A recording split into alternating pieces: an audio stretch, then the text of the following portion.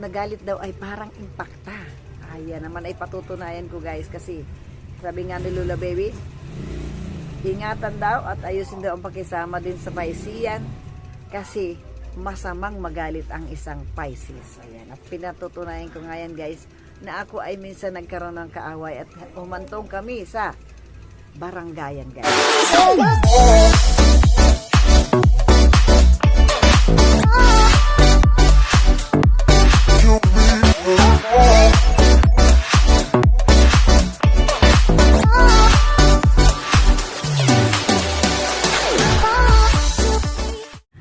Welcome back to my channel, Evelyn guys. Ayan, Pasko na guys, December 1 na. Welcome natin ang December. Ayan.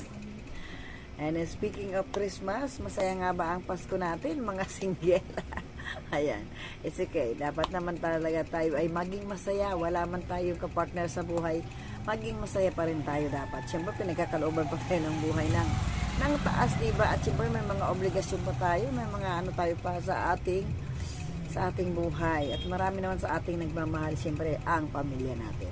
Ayan, ako nga pala guys, ay may share na naman sa inyo. At eto na naman, relate na naman si Eko sa reading ni Lola Baby. Ayan talaga naman si Lola Baby. O, napakagaling nga. Kaya supportahan niyo po si Lola Baby guys.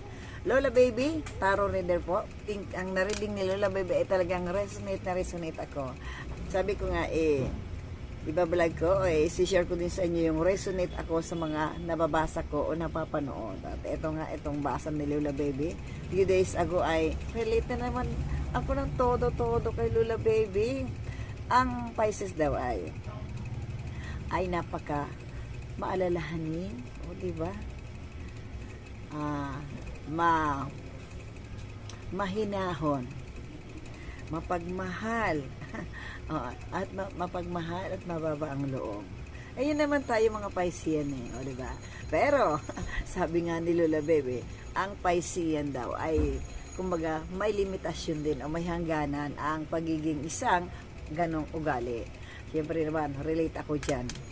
At tama sabi ni Lola Baby, ang isang Piscean daw ay talaga ay tawag doon, kung magalit ay todo talaga, para daw impacta kung magalit. Ayan, relate ako dyan guys kasi kumbaga yung pagiging mabait yan, inaamin ko naman, hindi naman ako salbahe kaya masasabi kong ako ay relate, ako ay isang mabuting tao na pag nagalit ay kabaliktaran. Yung pagiging mahinhin ko ay kabaliktaran para kung impacta. At minsan nga nagkaroon ako ng may sinugod ako guys, diba? Hindi ko naman yung kasalanan kasi ako talaga, siyempre may binibintang sa aking isang bagay na hindi ko naman ginawa. Di siyempre ipaglalaban ko yan. Hindi ko ginawa yun Ako guys ay minsan ay may sinugod na isang kaibigan ko dati.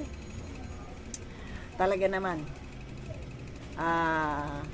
tumatalsik halos ang pustiso ko sa kagalitan ko sa kanya. Kasi ba naman pinagsulusan ako, ay sus Maria Josep, ako naman ay pipili-pili kung ako'y kakabit din lang ay yung talagang may ihaharap sa tao, ay hindi naman sa pagpintas. Yung pinagsiselos niya sa akin ay grabe, hindi ko matitake ang kanya kung siya ay manliligaw na sa akin, kahit pa sabing wala nang tao sa mundo, ay hindi ko siya magugustuhan. Nagkaroon kasi ng na talagang yung nagselos siya na masama lang yung isip ng babae ng kanyang asawa, ay nagselos na sa akin.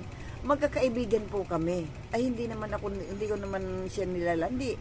Ang ngayon ay nagkaroon talaga ng sumagad na yung aking sinagad niya ako. Puro bintang siya sa akin nung time na yon, na talagang bakit ako hindi imposibleng yung kanyang asawa ay manligaw sa akin, at kahit pa manligaw at manikluhod ay hindi ko papatulan yun, Maria Josep. Ako naman ay kahit paano, siyempre may itsura ako, ay hindi ko papatulan yung ganong tao. At kahit pa siya ay walang asawa, ay hindi ko po papatulan yung ganong tao. Ay hindi ko po kakayanin. Kaya sobra ang kagalitan ko, talagang sinugod ko siya. At umabot kami sa barangay guys. Ayan. Kaya tama ang sabi ni Lola Baby ay ingatan daw magalit ang ang mga Piscean. Di ba? Di ba? Ang mga Piscean diyan. Shout out. Oh, di ba? Ganyan tayo magalit.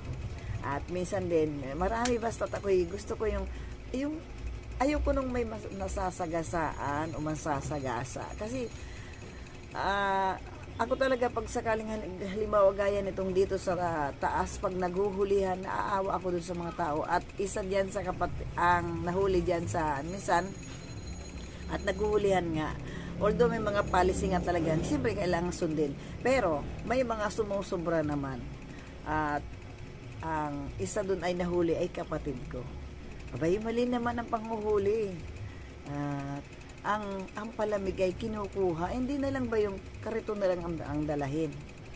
Palamig, bakit pahulihin? Hindi na lang iwanan yung palamig. So, siyempre pinaglaban ko yung sa kahit pa sabihin, sa iba yun ay paglalaban ko din kahit paano. Pero, timing na siyempre kapatid ko yun, naawa ko sa kapatid ko. Ay talagang binawi ko guys yung yung palamig na yun. Ako yung nakapagtalo sa bakit aanin yung palamig? O di ba guys, aanin nila yung palamig, bakit nila huhulihin? Palamig yun. Hulihin na lang nila yung kariton. May kariton yung kapatid ko nung dati. So ayun, nakikipaglaban talaga ako. Pagka ganun talaga, napakatapang ko guys. Kaya, huwag niyo ako susubukan, charot. Ayan naman, nandun pa rin naman. Kahit pag may pagka-impyerna, daw ang isang Piscean ay nandun pa rin yung, makikita mo pa rin yung pagiging mahinahon niya at mababa ang loob. Yun naman ako kasi mana ako sa nanay ko na tutulo na lang ang luha pagka nagtatampo o sumasama ang loob. Ay ganun ang nangyayari din sa akin. Resonate ako sa kadbasa talaga ni Lola na talaga naman ako ay umiiyak na lang, sumasama ang loob ko at talagang tumatalikod ako o nagtatago ako para ilabas ko lang yung sama ng loob ko. Pero yun nga, baliktad nga ang nangyayari sa yan. Sa isang Piscean ay talaga namang nadon yung pagiging mabuting tao natin, at yung maalalahanin, mapagmahal sa kapwa. At na-picture ko na dyan yung iba pang karakteristik ng mga Piscean ay totoo at relate talaga ako, kaya na-picture ko nga po. Ayan, grabe diba? Ay kahit naman siguro hindi Pisces ay pag lumabas na sa limitasyon ay magagalit at magagalit pa rin naman. O pagbintangan ka ba ng hindi totoo ay di ba magagalit ka? Ay siyempre talaga ako sumilakbo yung aking galit doon sa kaibigan ko. Naging kaibigan ko yun, matanda sa akin. Ay bakit siya ay nag-iisip sa akin ng gano'n? Ay magkakaibigan kami. Ay kahit pa maligo at manikulod talaga yung kanya asawa sa akin, ay hindi ko papatulan talaga. Ay hindi naman sa pagpintas at siyempre kahit pa anong panunuyo sa akin kung sakaling maligo, hindi ko yun papatulan. Kaya sabi ko, umabot po talaga kami sa barangay at talo siyempre siya. Wala naman siyang dahilan sana, ayun, wala naman siyang dapat ikagalit at magkakaibigan kami. Ay hindi pala siya pwedeng kaibiganin ng mga pagsisilip yung kanya asawa. Sabi ko nga kanya yung asawa niya. Yan, okay. At ang isa nga daw Piscean ay laging ang sasakyan dito guys, kaya ang isang Piscean nga daw ay laging kinaiinggitan. At ang iba nga daw ay gumagawa pa ng mga black magic. Ay hindi man ako resonate doon, pero yung minsan na hindi ako nakakatulog, nakakaisip ako ng na ako may ginagawa ng ganun. Pero hindi ko din sure, mahirap naman yung ako na magbintang na pero siguro inggit lang naman, wala naman sila dapat ikainggitan sa akin guys. Balik tayo guys sa pagiging isang mabawa, yung pagiging mababa ang loob at mabuting tao ng isang Pisces.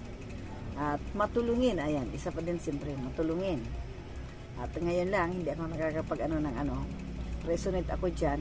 Ramdam ko nga yung wala, o yung damdamin ng kapwa ko na wala siya, o nalulungkot siya.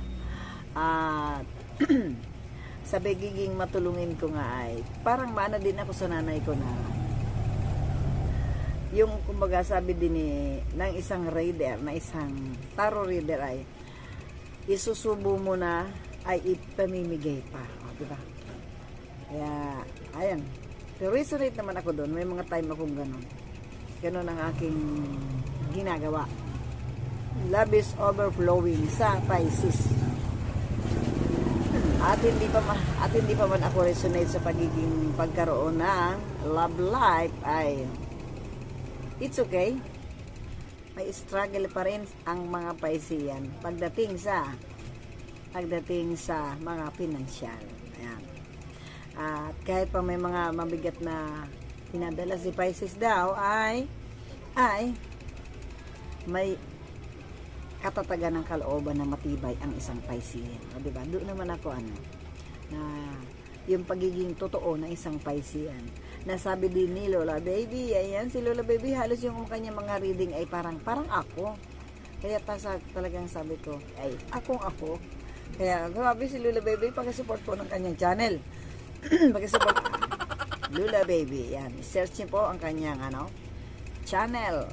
At siya ay may more than 11K na followers. Subscribers.